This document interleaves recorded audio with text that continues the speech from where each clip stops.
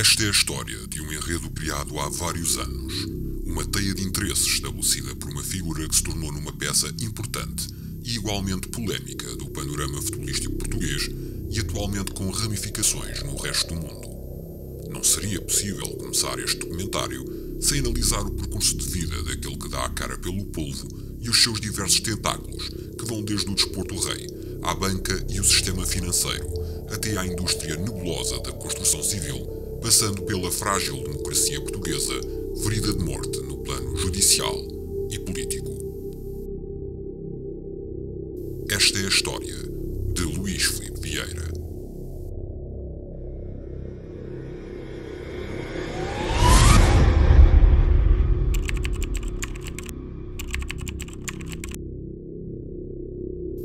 Luís Filipe Vieira nasceu a 22 de junho de 1949 em Lisboa.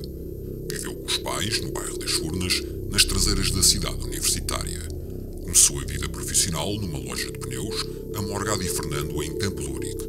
Contratado posteriormente pela empresa Celestino Gomes Bessa na mesma área de negócios.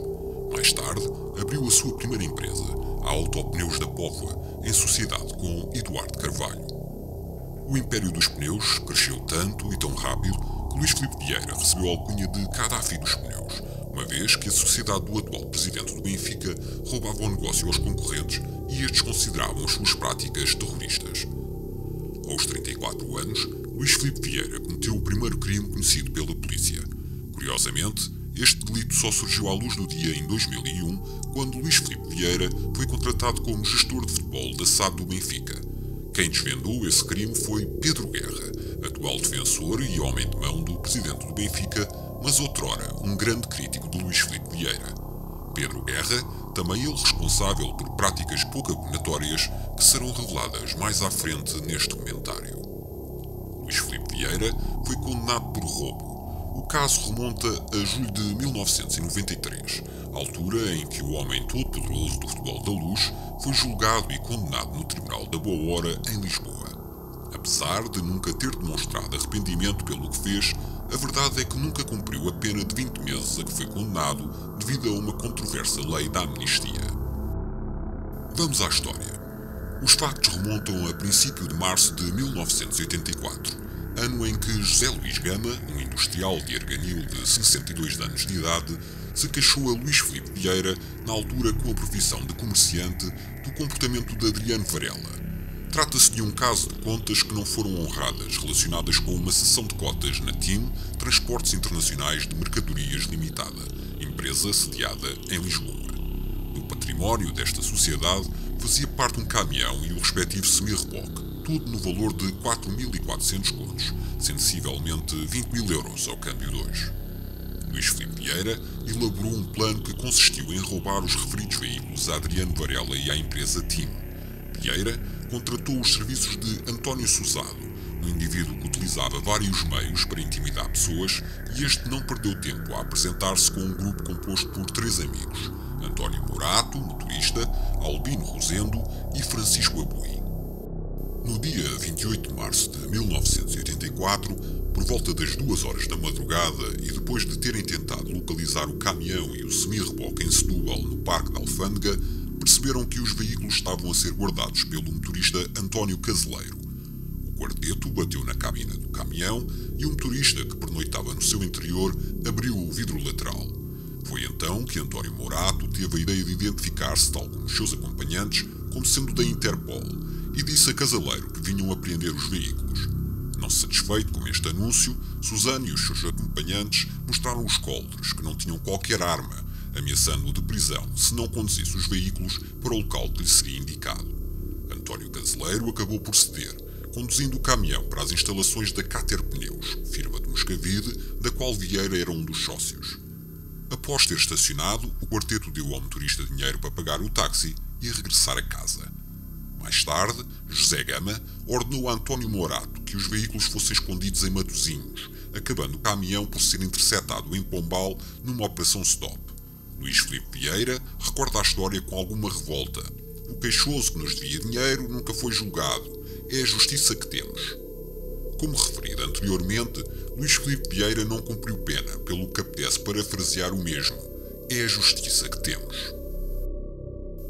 Segundo o jornal Record, numa notícia de 2001, Luís Filipe Vieira foi assistir à final da Taça das Taças de 1984 em Basileia, onde o Futebol Clube do Porto perdeu por 2-1 com a Juventus. Conheceu na viagem Jorge Nuno Pinto de Sousa, irmão de Pinto Sousa, mais tarde presidente do Conselho de Arbitragem da Federação Portuguesa de Futebol, que lhe fez a proposta para ser sócio do Futebol Clube do Porto.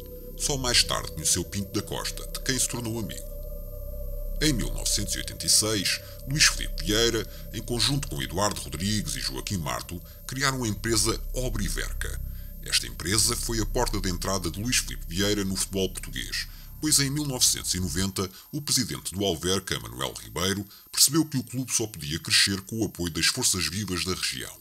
Naquela altura, a Obriverca de Luís Filipe Vieira e Eduardo Rodrigues já era uma empresa de destaque no ramo imobiliário, e por essa razão convidou os dois sócios para entrarem nos órgãos sociais do clube. Um ano depois, Luís Filipe Vieira foi eleito presidente do Alverca, quando o clube ainda estava na 2ª Divisão B. O sucesso não foi imediato. No primeiro ano, em Alverca, Luís Filipe Vieira fez um acordo com o Sporting para transformar os ribatejanos em satélite dos Leões. Enquanto a equipa de futebol tentava chegar à 2ª Divisão de Honra sem grandes despesas, porque os atletas e equipa técnica estavam a cargo do clube de Alvalade, Luís Filipe Vieira empenhava-se nas obras de construção e melhoria das infraestruturas do clube. No final da época 94-95, o Alverca sobe de escalão e Pedro Santana Lopes, então presidente do Sporting, coloca um ponto final no acordo com os ribatejanos. Nesse mesmo dia, Luís Filipe Vieira chega a acordo com o Benfica. Os Leões regressam a Alvalade, as Águias voam para Alverca.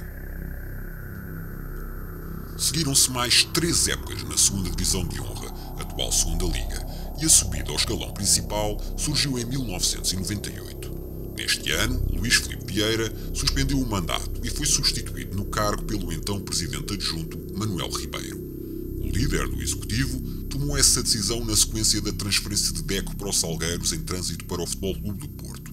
José António Linhares, presidente do Clube de Paranhos, levantou dúvidas sobre a transparência das contas do Alverca e Luís Filipe Vieira solicitou uma auditoria, assim como a sua autossuspensão.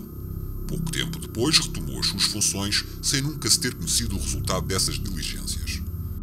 Ao comando de Luís Filipe Vieira, o Alverca estreou-se na Primeira Liga em 98-99, onde ocupou o 15º lugar. Luís Filipe Vieira admitiu mesmo, durante a conferência de imprensa para a apresentação de Mantorras, que sem a ajuda dos encarnados, o Alverca nunca teria atingido a Primeira Liga. Com este tipo de comentários, percebe-se também como é que as relações funcionam entre o Benfica atual e os clubes mais pequenos do panorama português, ajudados monetariamente através de transferências duvidosas e, quiçá, ajudando o Benfica noutros pontos estratégicos. O Alverca, como veremos mais à frente, foi o tubo de ensaio de um plano monopolista e de controle total do futebol português.